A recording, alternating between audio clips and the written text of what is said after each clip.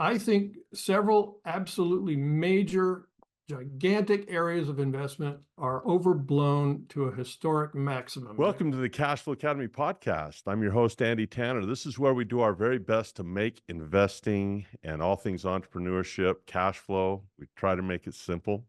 Wonderful guest on deck today. We have Robert Prechter, and he is just brilliant. He's written 3 books. We'll get into his newsletter and all the things that he does, but just by way of announcement, drop by yourinvestingclass.com if you're new to markets, if you're new to investing, and we have goodies there for you. And with that, I'm excited to hop in. We'll talk Elliott Wave Theory. We'll talk macroeconomics. We'll get into a lot of the fun things that make us smarter. So with that, Robert Prechter, welcome to the program, and thanks for being here. Yeah, my pleasure, and congratulations on all your success too. Well, we're trying to move along, and our success is predicated on the success of our students. So we're grateful for that. You've written 3 books. You've written Elliott Wave Principle, Key to Market Behavior, and as a student of technical analysis, I find the Elliott Wave really different from a lot of the technical indicators people use. So we'll delve into that, and I have a few questions on that. The second book, Last Chance to Conquer the Crash: You Can Survive and Prosper in a Deflationary Depression. That's a huge, and the blurbs on this book have been fantastic. Some people said this is the guidebook for depression. And we're fighting that constantly, it seems, with the Fed. So we'll talk about inflationary pressures. We'll talk about deflationary pressures and what those look like. And then we have the socionomic theory of finance. We'll have you. This is a lot to cover in the time that we have. And then we'll talk about anything you want after that. So let's start off just with your background. I mentioned before we started recording the show that I did not go to Yale on a scholarship. They won't let. In fact, they probably have restraining orders of some kind against guys like me. But tell us a little bit about your pathway to Yale and what happened after that, and that you took a different path than many of your classmates. Yeah, well, I went to high school in Atlanta, Georgia. I was born in Schenectady, New York, but my father worked for General Electric, so he was transferred to Atlanta when I was 7 years old. So I grew up there, and then went to the Northeast for college. Spent 14 years there. Thereafter, living in Connecticut and New York and in the surrounding areas. When I got out of college, I really did not want to pursue the major that I took, which was psychology. I was beginning to get interested in finance. I was in a band and played music for a few years. My father was a subscriber to Richard Russell's Dow Theory letters, which I loved. And from the first moment I got introduced to the financial markets, I was tight with technical analysis. I got a job at Merrill Lynch in 1975, working for the market analysis department under Bob Farrell, who was an absolutely terrific boss. And we did technical analysis, and each major analyst in the group had a specialty. One guy specialized in options, one guy in interest rates, and my specialty was the wave principle, and Elliott's theory of market movement and time cycles. So that was a lot of fun. And then in 1979, I split, went independent. My wife and I started a business on the kitchen table, and here we are today.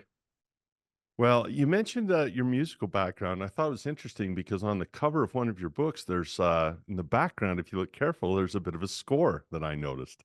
And Oh. I thought, and I thought to myself, my sisters are very accomplished pianists. You know, they can play the Chopin and the classical stuff. Of course, to rebel against my parents, I became a drummer, which is what you do when you don't have the talent your sisters have.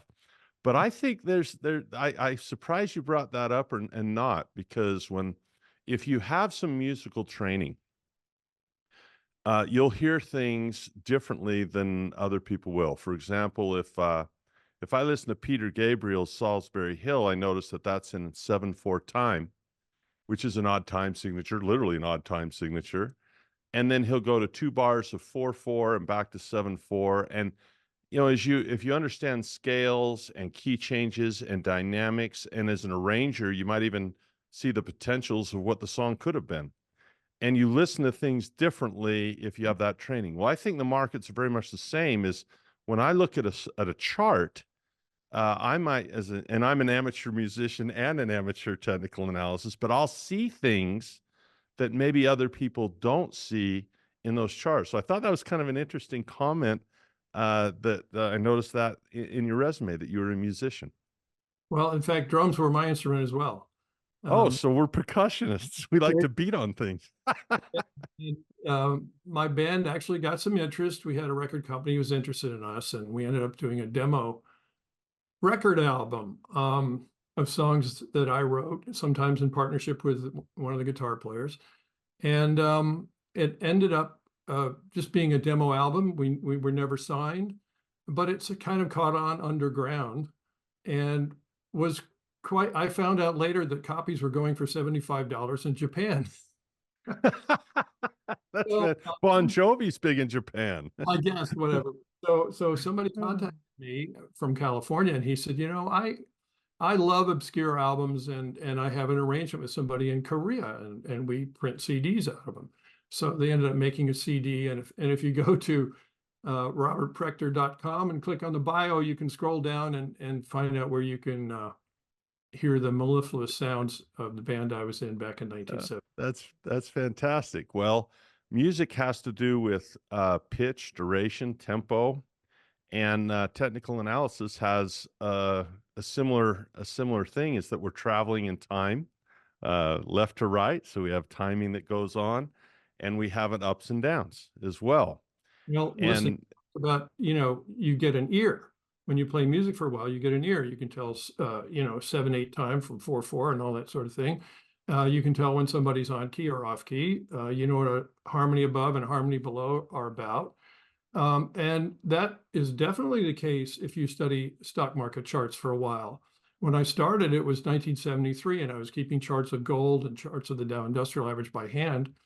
And after a while, I started realizing that, this Elliott Wave discovery, I would say, that markets move in waves, predetermined essentially waves of patterns of psychological change. So when people are, really scared, and then they start changing toward more optimistic, they go through a series of psychological changes and they show up as chart changes. And I was looking at these charts saying, yeah, I can see the 5 waves going in the direction of the main trend and 3 waves going against the trend, over and over again. There must be something to it. And that's what kicked it off. what's been different for me with Elliott Wave Theory, and for those that we have a very educated audience, very sophisticated by and large, but we all have some newbies that I try to reassure that if you stick with it, this stuff will start to stick. But I look at the opportunities of the market both from a cash flow standpoint, which is really what I believe is a better foundation than a capital gain standpoint. At least everyone kind of finds their rhythm. So, for example, I'd rather collect rent than flip a house. And I'll look at a chart of price action that I get from Zillow on my properties. They seem to think I care if my property went up or down a certain amount, but it's really the rent that I'm worried about. And in equities, I love a foundation with a great dividend, and I will use a lot of my technical analysis. Stocks I like to own. Options you have to trade. You can't own an option. They're going to expire. So you have to be a bit of a technical analyst and understand that timing. But I found, as a technical guy, I like to choose a range better in a direction. It's just easier for me to say, look, I think this option, you talked about above and below. I think this call option is going to expire out of the money. I think this put option is going to expire out of the money. And I'll use that cash flow to supplement. I also, I get support and resistance. This is where a lot of people bought. This is where a lot of people sold. A MACD might say, hey, things are changing momentum. But Elliott Wave Theory has always been an enigma to me because it has to do with, I just feel like there's so much chaos in the market. How do those 5 patterns, why is it 5 and not 3? Why is it that we see Fibonacci numbers in nautiluses and in galaxies and in snail shells? Why is it this way? Well, you use the word chaos. What's interesting here is that the market appears chaotic, but it's actually quite structured because it's a fractal. And here is R.N. Elliott back in 1935 through 1938, when he finally wrote his first book, studying market movements and saying, I think that the components of the waves that I've discerned add up and create the larger versions of the very same picture. And those add up to create larger versions of the very same picture. And he described something that Benoit Mandelbrot many decades later described as a fractal. And he found fractals in cotton prices and other things. So Elliott was way ahead of his time, but unlike the other people who've studied fractals, Elliott said it's not an indefinite fractal. But it's not a self-identical one either. If it were self-identical, everybody could glance at the mark, oh, I know exactly where it is. So that's not the way it is. And the term I use is robust fractal, which means there's an essential design, but plenty of room for differences in duration, differences in price movement, differences in percentage price movement. And that's what gives the market its structure. But the leeway is what gives the market options, and it's always got options, and you need to study what we call the rules and guidelines of the way waves develop. It's a whole other subject, but my son went to MIT, and he's been working on a computer program that discerns Elliott waves, and it's doing an amazing job of doing that. And we're about to prove, I believe, in an academic paper, that Elliott waves are real, because the other side of the coin that people argue is, oh, the market's random, that the daily changes, for example. Tea leaves, right? We're seeing stuff in the tea leaves, people say. Yeah. Yeah, that's an old comment, but people are waking up to the fact that there's something else going on there. But I think we're going to be able to show that random distributions of individual market prices do not produce Elliott waves, whereas actual market changes do produce Elliott waves. So I'm looking forward to that. I'm hoping sometime late this year, we might have a paper on the subject and get it up into the science. Oh, we have to have you back when that happens. Pick up a copy of Elliott Wave Principle, Key to Market Behavior, as part of your library. I read lots of books on technical analysis and fundamental analysis. If you're going to be an investor, more knowledge is better for sure. Let's talk a little bit about Last Chance to Conquer the Crash. I see lots of deflationary forces. I see inflationary forces. To me, technology is largely deflationary because we get more with less. I look at my cell phone today and what I get for it in terms of what I pay and what it would have taken to replicate those benefits 20 years ago or 40 years ago. It would have cost, multiples of what it does. So I think globalization is deflationary. We saw in COVID where we had more localization, and it was certainly rough that way, or inflationary. And so we have pressures, and we look at the amount of money. I look at the Federal Reserve liability side with those four main accounts. They have the treasury, which they keep their money, not a big deal. They have the repo market, which has grown, the reverse repo market. They have the currency in circulation, which I think is the biggest measure of inflation. And then they have the one that I worry about, which is after the crash of 2008, they let you put deposits at the Fed. And there's a lot of money at the Fed that they just hold there as deposits. They can pull it out and loan it anytime that they'd be able to. So I see the Fed as in a very difficult place in that they're looking to freeze interest rates, but I still think they could have some inflationary pressure because of the amount of currency in the economy. So with that long-winded question, what do you think about the Fed's position and rates? First of all, I like to distinguish when people use the term inflation or deflation between prices changing and the actual mechanism of inflating, which is to create new money or new credit. So to me, things such as technology and innovation do lead to lower prices, but that's very different from, at least in my mind, from inflation or deflation, which is entirely a function of the money supply and the credit supply. Now, the Fed, as you know, since it was created in 1913, created a whole bunch of new accounting units that they call money, which is not money, but they're just accounting. And recently they got up to 9 trillion of them. That is inflationary. And unfortunately, their mission is also to extend credit. It's also to back up the banks so that the banks can extend way more credit than they would ever consider extending Yes. the free market, because they would be liable and they'd have to make sure that they recovered the money that they lent out. Well, now that the Fed's backing them up, they don't have to do that.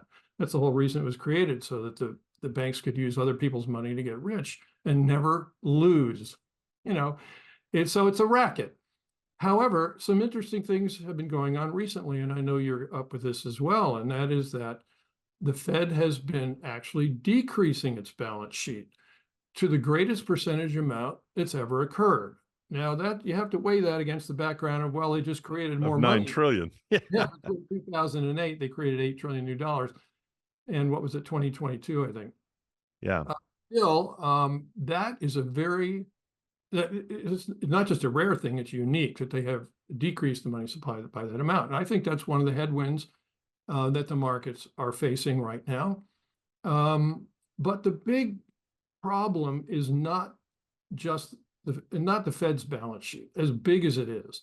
It's the fact that that has been the basis for lending on top of lending on top of lending on top of derivative creation, and all of it is IOUs, and there are at least 1 quadrillion worth out there. Yes. Yeah. Some people say even more than that. So that is the issue. And if debtors ever start defaulting, and I'm sure you've noticed recently, credit card defaults are a new all-time high on a percentage basis right now. When debtors start saying, I'm sorry, I can't pay, to me, that is when you're at the risk of a deflation that is swift and huge, and something that the Fed would have extreme difficulty combating. I think we're going to have they call this the everything bubble. And you spoke of the derivatives that are there, the leverage that is there. There certainly is a Federal Reserve put, as people used to call it, the Bernanke put. It's really the Fed put. And it's not really a capitalistic idea, because capitalism is built on someone's ability to fail. And those guys, they'll get bailed out with a policy change, and there it is. So I do think a big one's coming. However, I think it presents just one of the most massive opportunities. It's hard to put your finger on it, because I look at our fiscal irresponsibility. That's not helping things. No. The CBO, or the Congressional Budget Office, and the Treasury, all 3 reports use the word unsustainable fiscal path, referring to the promised money, not necessarily the borrowed, but the promised, of what is that, 200 trillion or whatever it is. Either way, And it's a so, lot, right? yes, it's more than our GDP cannot generate enough taxes to cover that stuff. We have to borrow to sustain. So when that falls apart, tell us a little bit about the last chance to conquer the crash. Can you give me a couple of tidbits from prospering into deflationary in a depression? Obviously, cash becomes more valuable, so people tend to want that. Is it precious metals? Is it real estate? Is it just being a general producer? Give me a couple of tidbits on conquering those deflationary environments. Yeah. I think several absolutely major, gigantic areas of investment are overblown to a historic maximum. And they're in the stock market, which is the most overvalued it's ever been. It's in the real estate market, which was bulled up recently by Wall Street institutions who decided that houses were an investment. And we can talk about it as well. I don't think they are, but they currently think one day they're going to dump them when they're down 50%, and they realize, oh, we have to keep fixing the things up every year, every time somebody moves out, because they're going to just dump those things. So I think there are declines likely in stocks, likely in real estate, and definitely likely in corporate bonds, especially the junk area. All we need is a recession, much less a depression, and those things are not going to pay off. And then you've got Bitcoin, which people went crazy over, and you've got NFTs, which people went crazy over. I think all of those things are either so overdone you don't want to touch them, or already beginning to head into bear markets. So what are the alternatives? Well, in January 2022, I wrote this book, Last Chance to Conquer the Crash, and I said, we want the investments that everybody is ignoring. And the biggest one, and you're a cash flow guy, is treasury bills, and a version of treasury bills called floating rate notes, FRNs, which I stumbled across a few years ago. And I said, these things are glorious. What they do is they're a 2-year note, but they're pegged every 90 days to the T-bill rate. So the rate fluctuates and you don't have to roll them over every 30, 60, or 90 days. You just let the note sit there and do it for you. And you don't even buy a new one for 2 years out. Well, as you know, interest rates started up around that time. They're back to the highest levels in many years at 5.4, I think, is the yield right now in T-bills.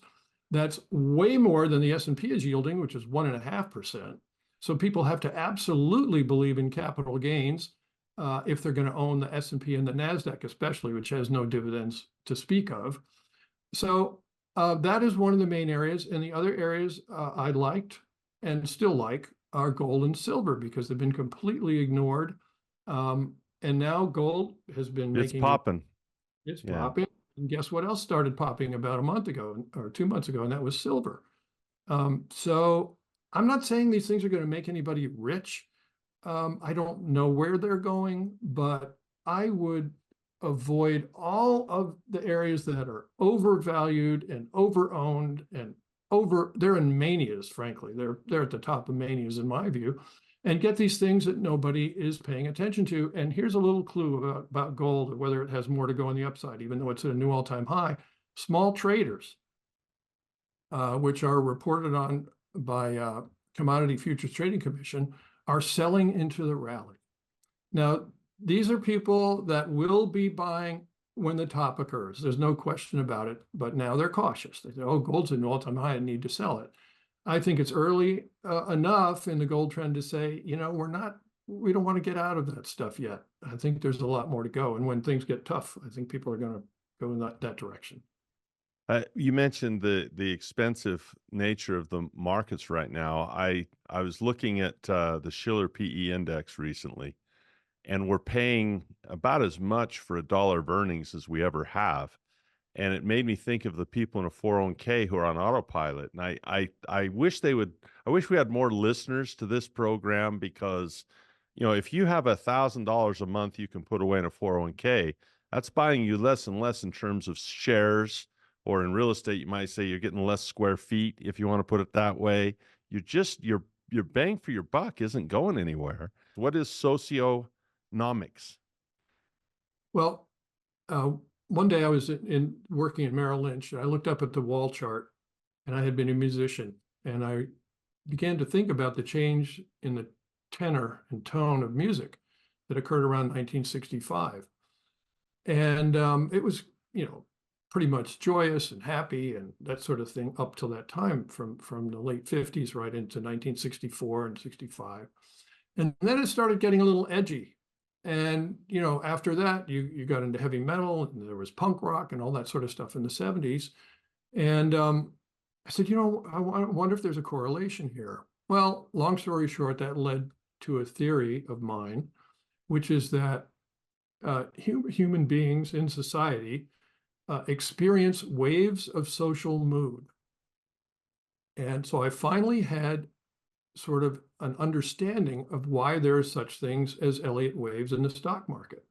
I think human moods, when they're in a collective and people are talking to each other and sharing experiences and sharing their emotions and everything else, creates a social mood overall that fluctuates in this fractal pattern. So what do people do when their mood changes? Their behavior changes and they start acting to express the mood. As they get more optimistic, they'll do several things. They'll buy more stocks. So that's why you see the waves in the stock market. They'll also expand their businesses a little bit, perhaps, or take a few more gambles out there in business. And that's why business follows the stock market. Stock market's a leading indicator of the economy for that reason. It takes a while, once you make a decision, to do something business-wise that works out. And then they also do some other things. They write and play and buy happier music. They go to different kinds of movies in bear markets. So horror movies, I found out, tended to be very popular in periods of negative social moods, such as the 1930s, the early 40s, back and again in the 70s. from the very late 60s through the 70s into the early 80s was a big period for horror movies. So you find it in all walks of life. We found some 40 some different data series that correlated with the stock market because they're all reflecting changes in social mood. So I wrote an 800-page book. Eventually, it took me a while to codify all this into a theory. And it's called the Socionomic Theory of Finance. I had written 4 other books on socionomics prior to that, talking about cultural changes and things. But I realized that this idea is a whole different paradigm from standard economics. Now, I think economics is a valid field when it comes to microeconomics, but I think waves of social mood explain changes in the Macro better. Yeah, big positive mood gives you an expanding economy, negative mood gives you a contracting economy, with a lag for the reason we just discussed. And also their idea of finance is wrong. They try to claim that prices go up and down due to supply and demand, and I have numerous chapters explaining why it's completely different in finance. There's no such thing as supply and demand. There are only speculators on both sides. And the guy who buys at noon could be a seller at 1 o'clock. So you don't have a separate group of producers and consumers, acting in their roles. They're playing the same role, speculating all the time. And because there are no constraints on how people feel and what their moods is, the market is dynamic. And you notice the economic market is not dynamic. The price of a hammer on Thursday is the same it's going to be next week, pretty much, with long-term, changes in inflation affecting it. But that's it. In the financial markets, dynamism is the everyday occurrence. It's a completely different world, and economists don't understand that. That makes a lot of sense to me in that finance is man-made, not nature-made. I suppose we could study, we could go to the Serengeti and look at resources and people that fight over them. But I often sit out by my waterfall and I'll look at a little bit of nature, and especially during COVID, I have these 2 red foxes that go through my property, and I think those 2 things, they don't even know COVID's going on right now. They don't even know. And so it would make sense that since, things like money are man-made, the Fed and what you like to call units, which I would agree, of whatever it is, units of debt or good faith, that this is man-made and that man's moods and thoughts. I feel old now because I sound like my parents. Finally, it took a long time, but I say, wow, what a time we live in. My father used to think, things were going to hell in a handbasket. I think it's a fascinating time to be alive with social media, AI, artificial intelligence. I mean, it's a fun time to be alive, just to grab your popcorn and watch the movie. So pick up Elliott Wave Principle, Key to Market Behavior. If you want to sharpen your technical analysis skills, I really am excited. I'll confess, I have not read Last Chance to Conquer the Crash. And so that's one that I really care about, because I really believe that there's assets that benefit from inflation, assets that benefit from deflation. And if you put those in your balance sheet in the right order, you can benefit regardless of what happens. And then pick up Socionomic Theory of Finance. Fascinating work by Robert Prechter. Fascinating stuff. Last thing on, I often, as an education advocate, I wind up landing the same place often on a podcast. What is your feeling on financial education in the general populace, in the electorate? There's skills for hire. If I go to the dentist, I'm having him do the root canal, not me. I don't know how to do that myself. Delivering a baby, I'm sure people have done that out of expediency, but I'd rather have a midwife at a minimum, if not a full-on hospital for my wife to have a baby. Is financial literacy, is this something we hire out to Wall Street, or is this a life skill? And what is the place and role of financial education right now, as you see it? It's definitely a life skill. However, I must admit to being somewhat of a cynic on how much better your life will be if you get involved in financial markets and how smart the smart people really are. You know, that the Swiss central bank holds billions of dollars worth of stocks in the S&P 500. A third of their stock portfolio reflects the top third capitalization weighting in the S&P. Now, these are people who presumably have studied finance all their lives, and the best they can come up with is to buy the S&P. But I mean, is to do what the market's going to do anyway with no education, right? Is that what you're saying? it's pitiful. So you have to not only study markets, but you have to be a maverick. You have to be an independent thinker. And if you go to a normal advisor, they will tell you, yeah, you should be 60% stocks and 30% bonds and 10% cash. And when they're really excited, they'll tell you you need to be 80% stocks and that sort of thing. But stock pickers have gone away, except perhaps for you because you're an income guy and you're looking at that sort of thing. These are lost skills that were around when I was young and entering the business. Everybody was, looking at things like that. But now everybody is just an index person. So Yeah, you learn a lot, do it on your own, be skeptical of everything. And anybody who's offering some education, take it. Just don't assume it's gospel. And that includes, whatever I teach people about what I think markets are about. Make up your own mind. agreed. Agreed. There's a big difference that they have a hard time delineating education from advice. And people often, there's different questions I get. The ones I hate are, well, Fandy, if you had $10,000, what would you buy right now? Or is gold good? Stuff like that. But if they say, hey, let's talk about gold being fungible. Okay, well, now we're learning something, right? Now we're learning something. You're absolutely right. People come up to me at conferences and say, have you got a tip? And I said, yeah. I said, what is it? And I said, don't get involved in the markets.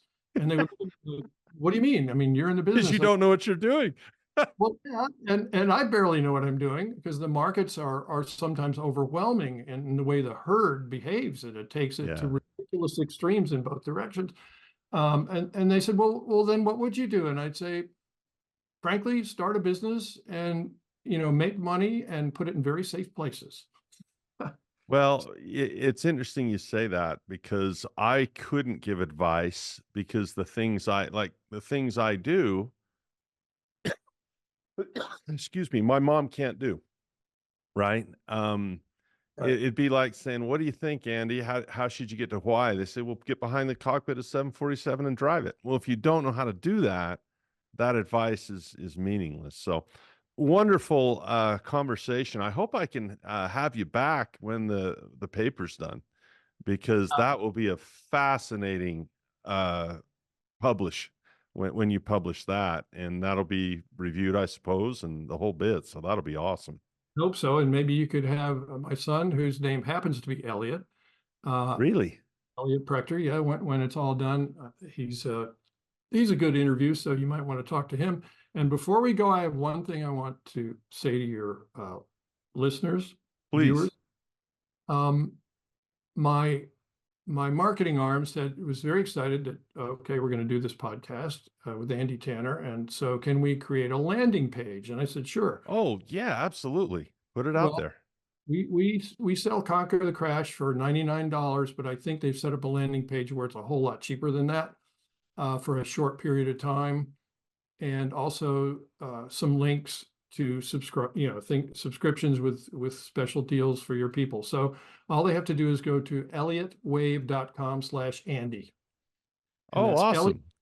Elliott with 2 L's and 2 T's, wave, like on the ocean, .com/Andy. And Fantastic.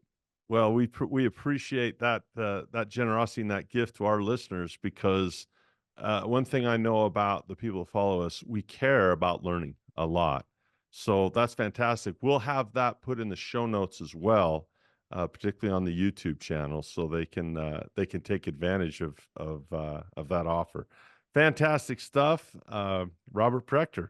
Hang on just a bit so I can properly thank you after I close the show. You've been listening and watching the Cashflow Academy podcast. This is where we do our best to make things simple. Hope we helped you advance your thinking and gave you some food for thought about learning in terms of Elliott Wave theory, in terms of deflationary defense, and how the psychology of each generation affects the markets. We'll see you next time. This podcast is a presentation of Rich Dad Media Network.